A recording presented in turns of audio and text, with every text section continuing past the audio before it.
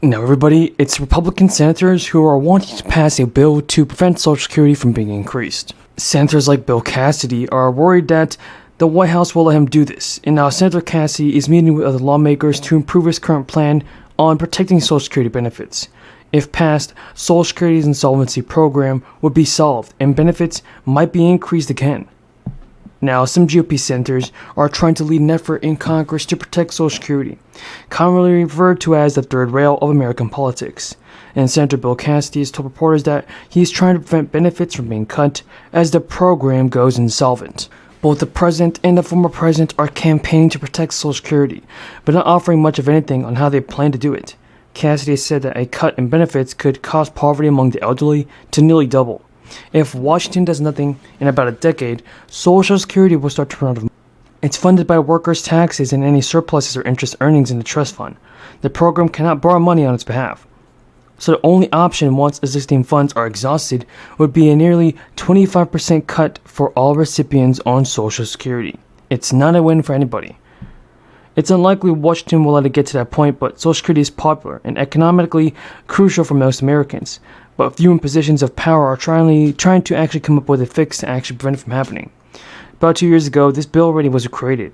He said, the Senator Bill Cassidy said, it occurred to me that we could address this by creating an investment fund. It would prevent a 24% decrease in benefits. Now, some independent senators like Angus King are already caucusing with Democrats to begin their pitch on this big idea to save Social Security. The pitch goes to prevent and invest $500 billion over 5 years in one of the independent investment funds separate from Social Security. Now, the government actually have to borrow money to pay for scheduled benefits, and the fund will be managed independently for Congress, with the intention of preventing future political interference.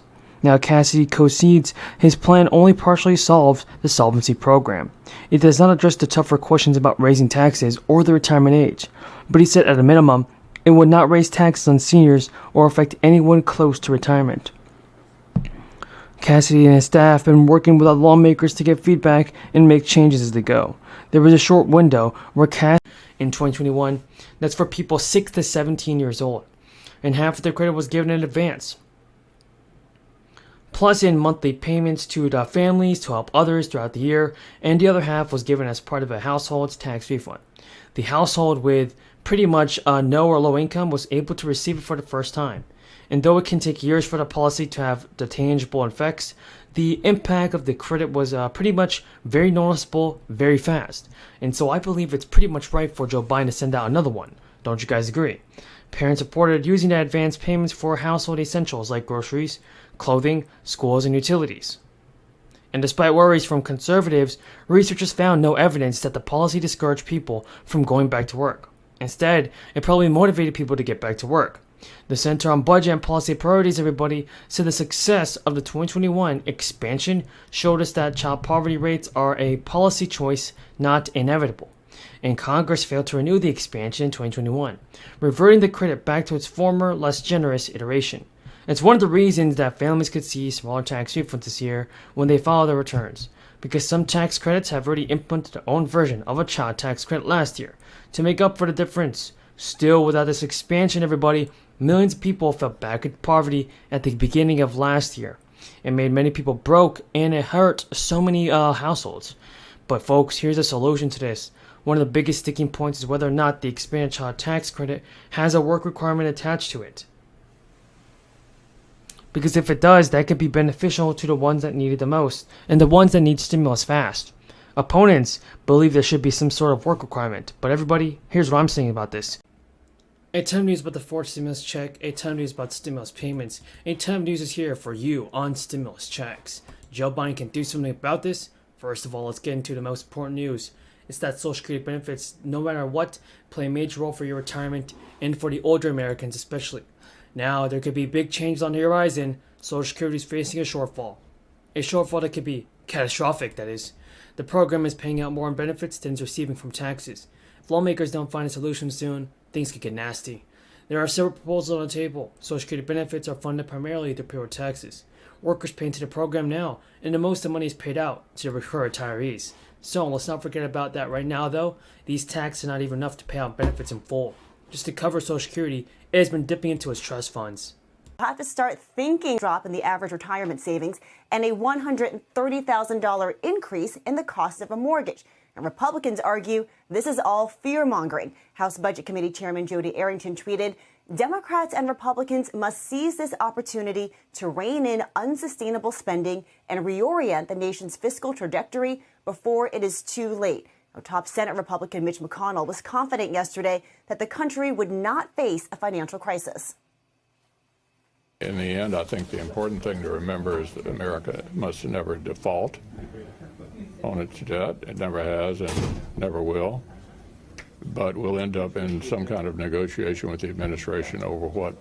So both Democratic and Republican lawmakers, everybody, are negotiating on Americans receiving universal basic income payments. This is some good news. It has been announced up to $18,000 may be claimed by several people that are experiencing financial difficulties. So if you qualify for this extra stimulus check, be sure to watch this entire video because you definitely don't want to miss out on it.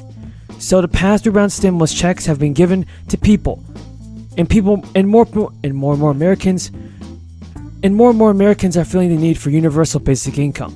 But many lawmakers in certain states and cities are getting used to this idea.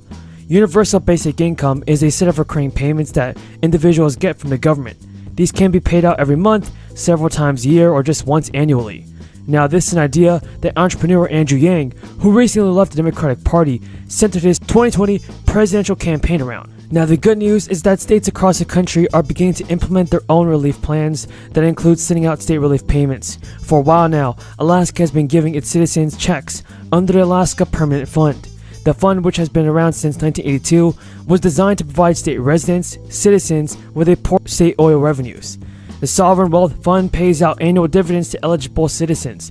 To qualify, you must be an Alaska resident for at least a year, and you're not eligible for this if you've been convicted. Last year's payment went out to 643,000 citizens in Alaska. That totaled around $1,200 per person. The highest payout occurred in 2008 when the payment was around $2,000. Now more money is headed into the pockets of thousands of people who live in Chicago. The Chicago City Council yesterday approved a multi-million-dollar budget, which includes hundreds of dollars for thousands of households in the Windy City. This makes it the largest basic income pilot program in the United States. To qualify, individuals must earn less than $35,000 per year. Participants will be chosen by random. That means you can apply yourself. Now, the money for this plan is provided under Biden's American Rescue Plan. The passage comes a day after LA announced its program to help thousands of families in the city. The Chicago program is meant to relieve the financial burden on families affected by the crisis. Hundreds of thousands of people in Chicago lost their jobs during the first 6 months of the crisis, and about 18% of people living in Chicago are below the federal. Economists tell us, spend the money, invest the money for those who need it the most, because they will